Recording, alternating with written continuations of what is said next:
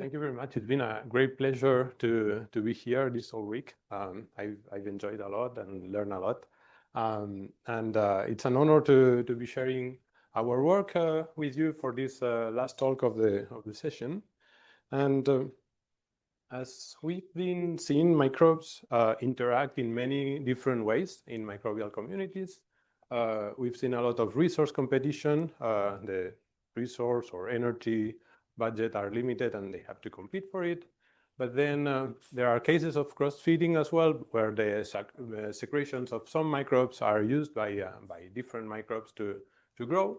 And some other interactions that we haven't discussed so much, like cross-protection, in which one microbe can deactivate a toxin or an antibiotic, and this is benefiting other microbes in the community.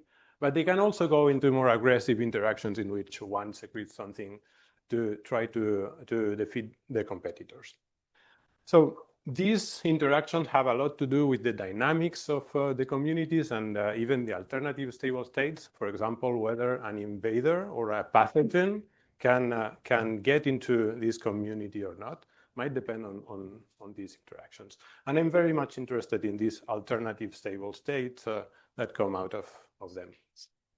So in this talk, I would like to briefly share with you what we do in our lab, how is our work that deal with experimental communities and understanding how they respond to perturbations like antibiotics.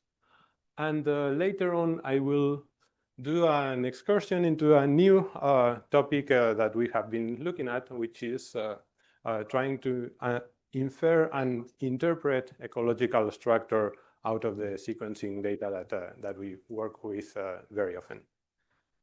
So to start with, during my postdoc at the Gore Lab, I work with a very simple community in which we have two microbes that are strongly competing with each other.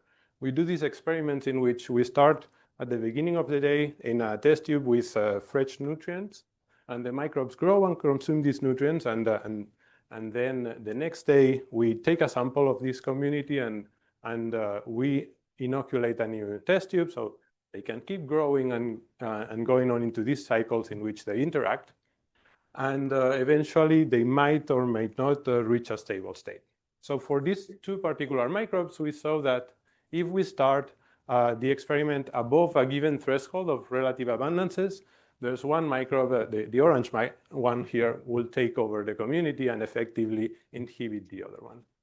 And the opposite is true. If we start below this threshold, then this microbe will lose the competition against the green one. So with this, we have like a bistable system. And to show that it's stable, we did this experiment in the presence of some immigration rate or dispersal. So every day, in addition to passing the communities, we have a small amount of cells from both species coming into the system. Even if we do this, the system is robust and we have these two outcomes. Very good. So we did a study of the effects of different perturbations into this kind of system, and we wanted to understand it as well through theory. So we used this Lotka-Volterra model in which we have the time evolution for the first species and the second species, and this depends on the growth rate of the species. Of course, the growth cannot continue forever, so we have this self-inhibition term, and on top of that, there is the strength of competition with the other species. So this will be these alpha terms. We have also this dispersal into our experiments, which we consider as a constant rate into the community. And by matching this prediction from the theory and the experiments, we saw different interesting cases, such as invaders that act as a perturbation that drive the system from one stable state to the other. Look at, in this case, this purple microbe that gets into the system initially invades the system, but it influences the competition between the two resident microbes. And at the end, it goes extinct, the invader. But in the outcome of the experiment, we are now in the alternative stable state of the system.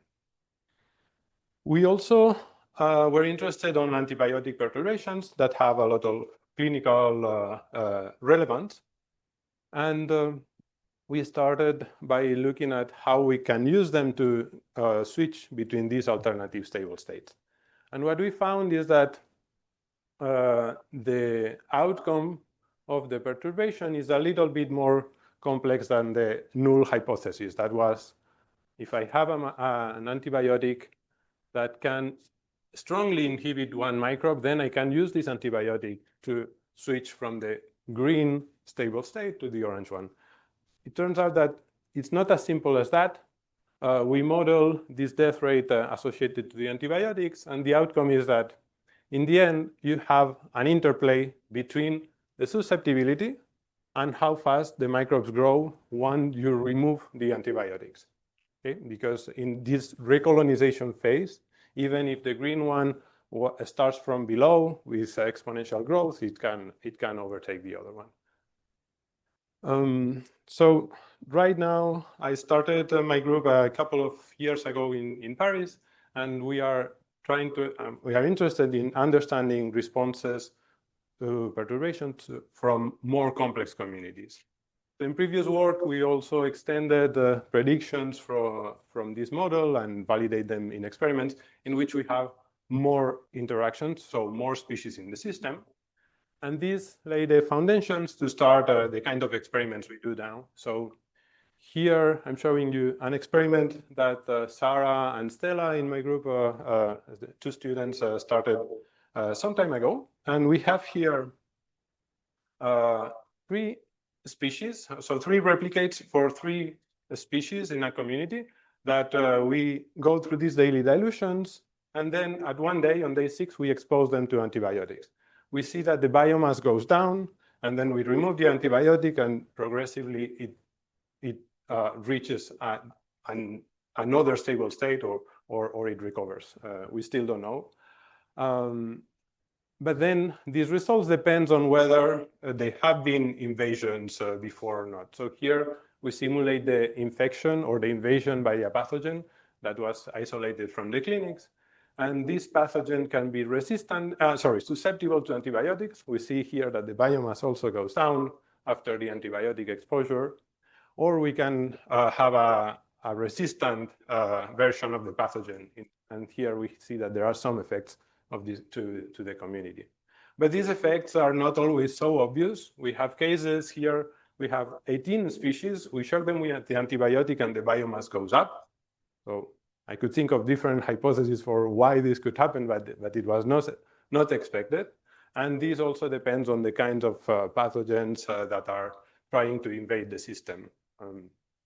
So we are now in the process of getting sequencing data to analyze these kind of experiments. And in the end, an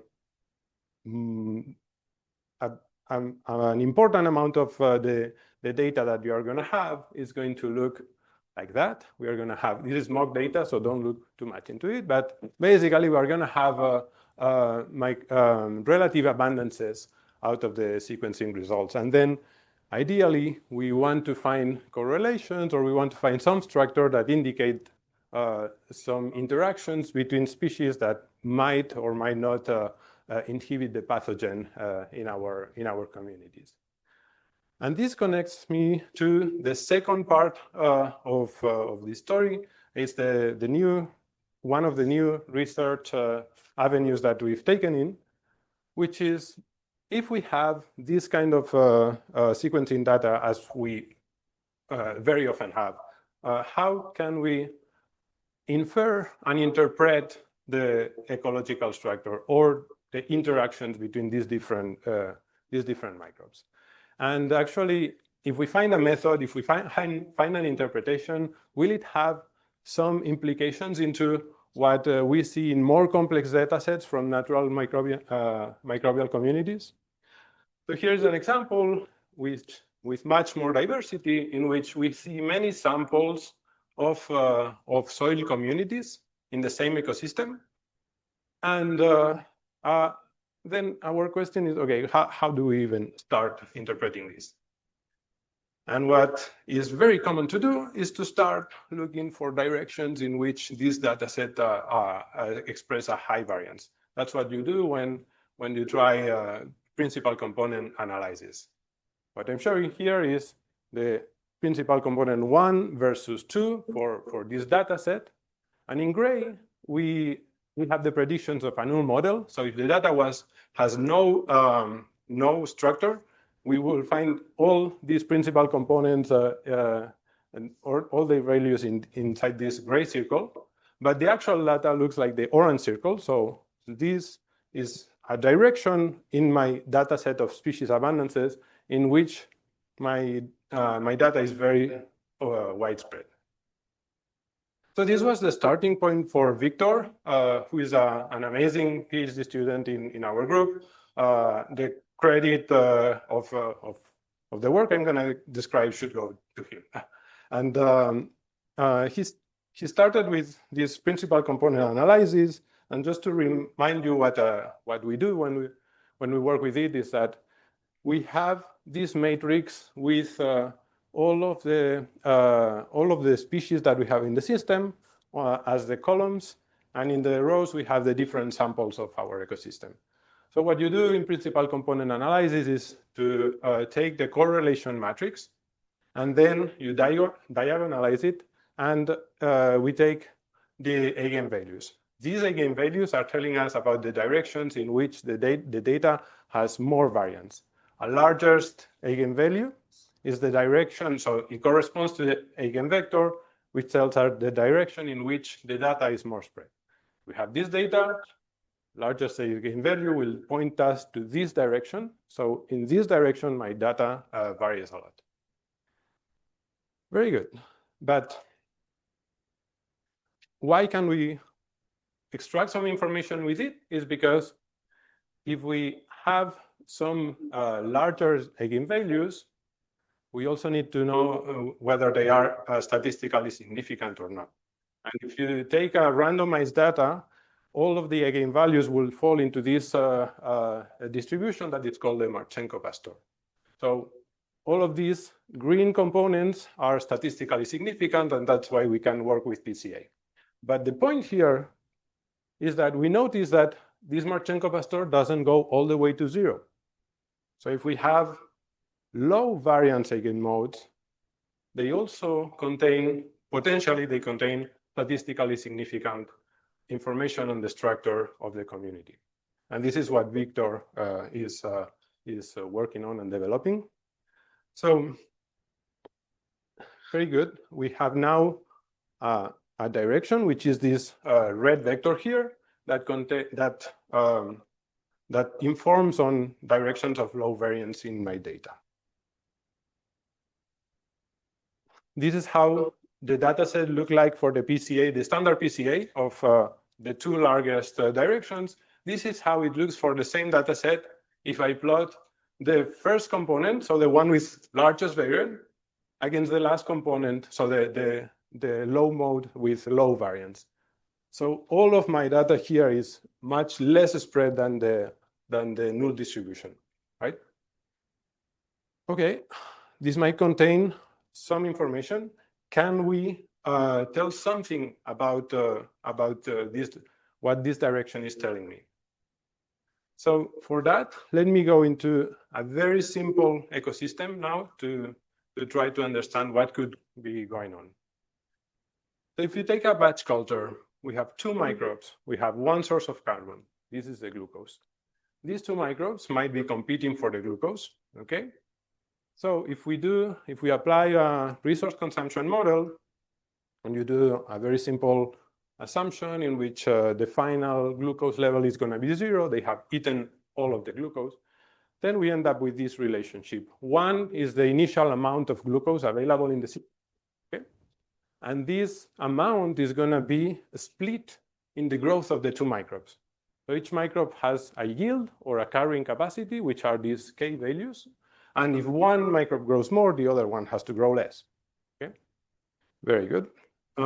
So this means that if we make a prediction of how much the first one grows and how much the other one grows, we will find that our communities had to fall in this line here.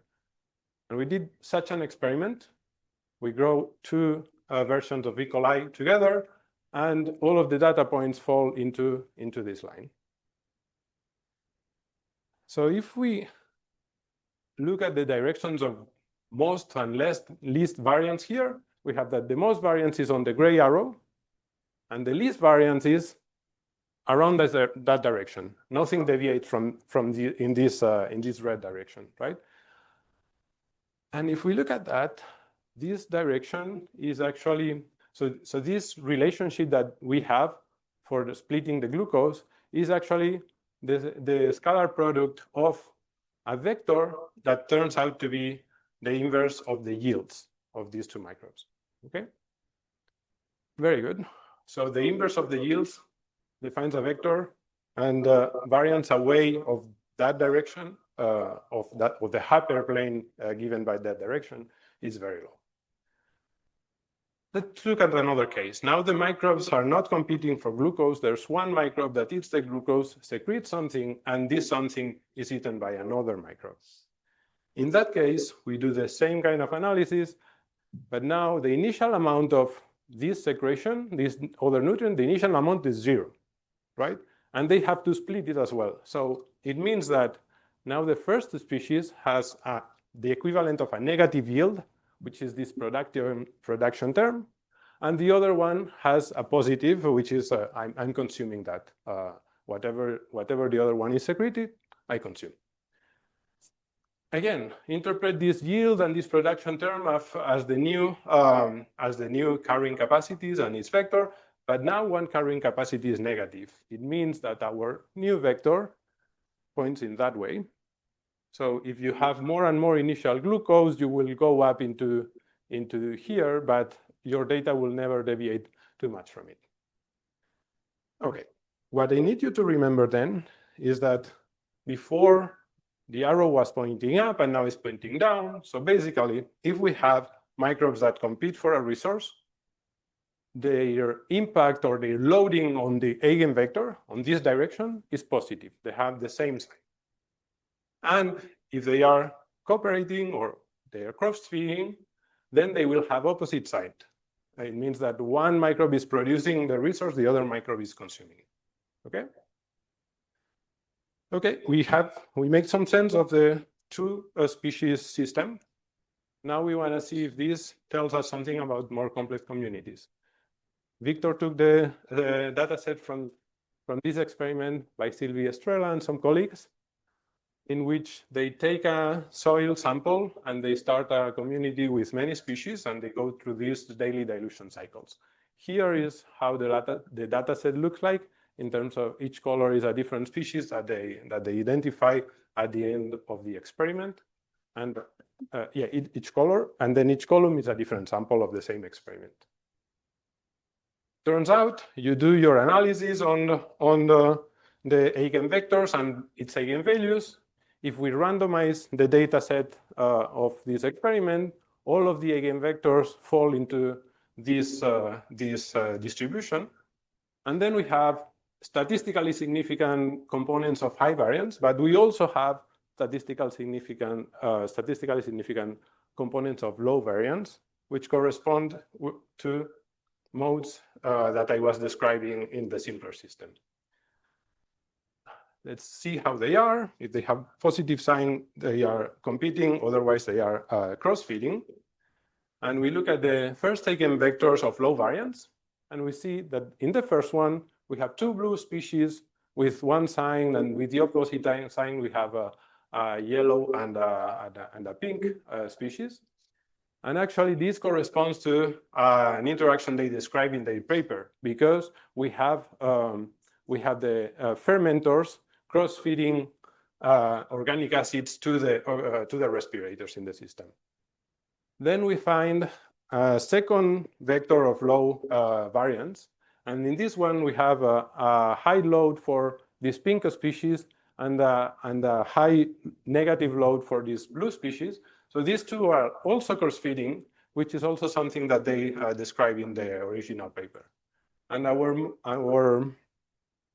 method also finds another third low eigenvalue that describes a potential cross-fitting interaction that is not described in the paper, but maybe it would be nice to go and check with these two species if they are able to cross-fit with each other.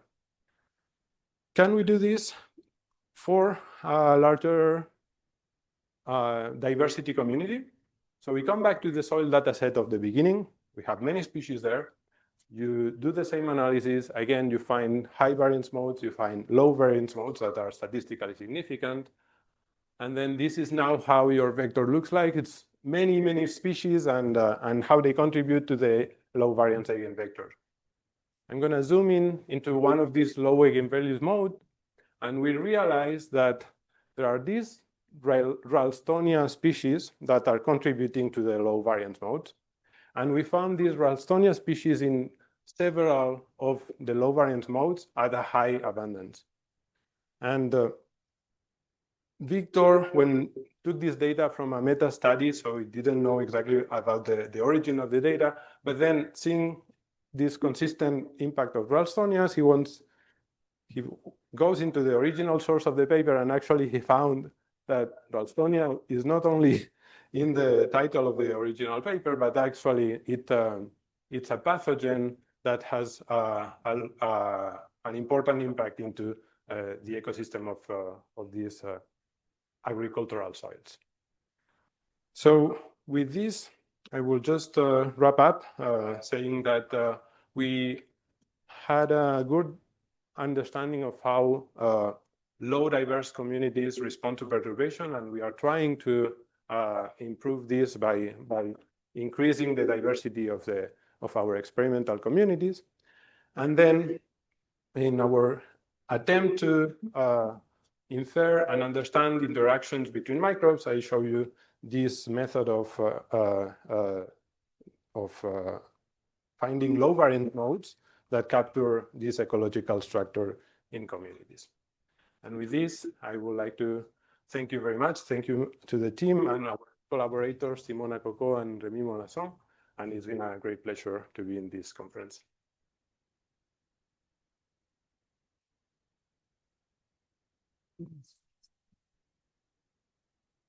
Hi, in your analysis of the signs of the μi, do you know if the sign can change depending on, for example, the concentration of nutrients? So can you have like a negative or positive sign for the exact same pair of species depending on the environmental conditions? I think I have to answer. The first one is intuitively, no. If you have two given species and then one given resource, then you increase the amount of resource, you increase the flow, but the flow should still be the same. So the species should not change sign. But then my second answer is, I'm sure we can find exceptions in biology. So for sure, in one case, that will change something in the metabolism of one of them, and it could flip the sign. But in principle, this is not expected. Okay, it was just a curiosity if you had an example in the data set or something. Thank you. I don't know. Thank you.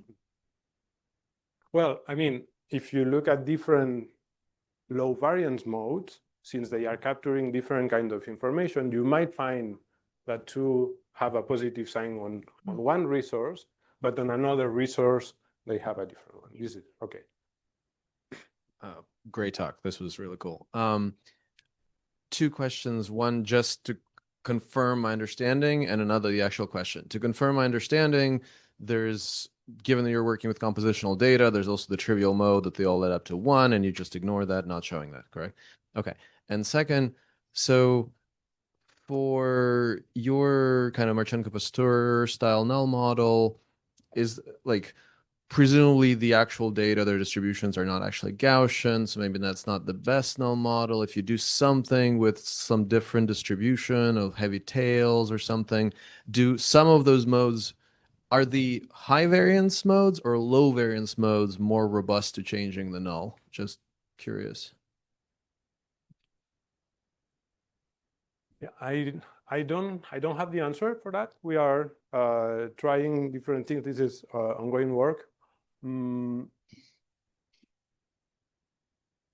instead of Gaussian, Victor also tried to just use a Boltzmann distribution for assigning energies to the different states of the communities. It still works. As you said, if you add one constraint like a relative abundances, then you find a low variance mode. That is the one in which all the abundances need to sum up to 1. Then I think we haven't done enough work in trying many different null distributions to see how robust they are. We should do that. Thank you. Yeah, I really like the idea of raised principal component, but I have a technical question. Maybe I missed something, but so as far as I understand, so the calculation of eigenvectors with almost 0 eigenvalue is numerically fragile. Is this so? How do you treat this problem in your analysis? So sorry, can you say it again, please? So I mean, the eigenvector with almost 0 eigenvalue. So you mean the corresponding to the least principal component is highly fragile, numerically fragile. So I mean, a bit noise makes a big change in the least principal. Yeah, the eigenvector instead. What kind of noise are you? Oh, I mean, it could be some experimental noise or whatever. So, I mean, Maya? I think he meant numerically sensitive, right? Is that what you? Yeah. So I'm just asking about around the problem. Yeah, technical question. So right. So that I'm not sure, but yeah, I would like to talk a bit more later. My first question already was asked by Michael, so I'll only ask the second one. Have you sort of applied this technique? First of all, it's a beautiful technique, very clean idea. And have you sort of applying it to metabolomics data? What I mean by this is somebody studied resources, complex medium, how much was depleted in variety of combinations of different microbes. That would, in principle, tell you who eats what and in what proportion. Correct. Yeah. So we haven't done that. So far, we have only tested data sets with the species abundances.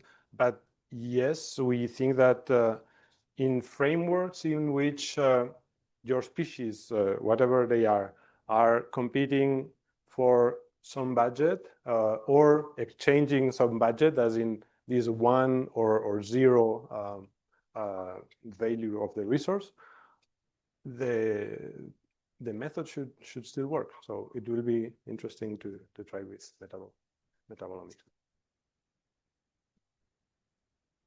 Really beautiful stuff.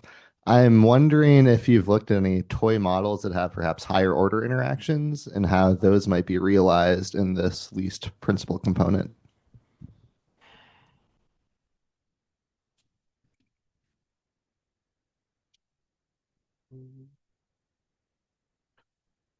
No, we haven't looked at specific higher order interactions. Victor has been trying with many simulations from either Lotka-Volterra model or from resource consumption. Of course, it depends on how do you define the higher order interactions, but basically the simulations we've tried are mostly with this kind of resource consumption, in which you have different degrees of amounts of nutrients and cross-feeding interactions between your species. In the consumer resource, in principle, does not give you it gives you high order interactions because it's a thermostat, it's not a McArthur model. So there is not just pair of interaction, but there are multiple interaction if you do an expansion somehow. So they're already somehow looking at high order interactions. Yeah, that's what I mean. It depends on what you consider to be a higher order. But then if you have a resource that influence behavior of something, that is another. Yeah, then it's a different issue. Yes. Okay, I think your time is up. Let's